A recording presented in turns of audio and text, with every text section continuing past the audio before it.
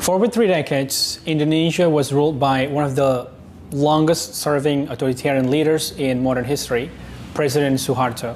His regime, known as the New Order, brought economic growth, political stability, and modernization. But behind this facade was a government built on repression, corruption, and the iron grip of the military. Today, I'm going to talk about the characteristics that made Suharto's government authoritarian and the lasting impact of his rule on Indonesia. Now, to understand Suharto's authoritarian rule, we must first look at how he gained power. In 1965, Indonesia was in crisis. President Suharto, the first president, was struggling to maintain control over a deeply divided country. Tensions between the Indonesian Communist Party and the military were escalating. Then on September 30, 1965, an attempted coup led to the assassination of 6 generals. Now, Suharto, then a high-ranking military officer, quickly seized control. He blamed the communists for the coup and launched a brutal anti-communist purge. Estimates suggest between 500,000 and 1 million people were killed.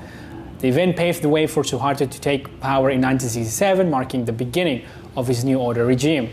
One of the defining characteristics of Suharto's rule was the overwhelming power of the military. Under the Dui Fungsi doctrine, the military had a dual function in both national defense and politics. Military officers were placed in key government positions, from governors and ministers. Civilian control over the military was virtually non-existent. This meant that any opposition to Suharto was not just political, it was a direct challenge to the armed forces.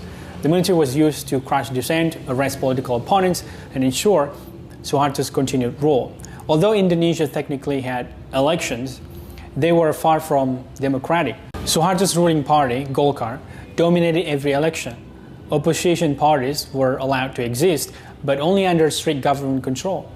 The floating mass system prevented political parties from organizing at the grassroots level, making real opposition impossible. Dissent was crushed. Opposition leaders, journalists, and activists were jailed or exiled. In some cases, they simply disappeared. One of the most infamous crackdowns was the Tanjung Priok massacre in 1984, where security forces killed scores of Muslim protesters who opposed the government's policies. This systematic suppression ensured that Suharto remained in power for over 3 decades. A free press under Suharto didn't exist. All media outlets were required to have a SU, a press license issued by the government. If a publication criticized the regime, their license could be revoked. In 1994, 3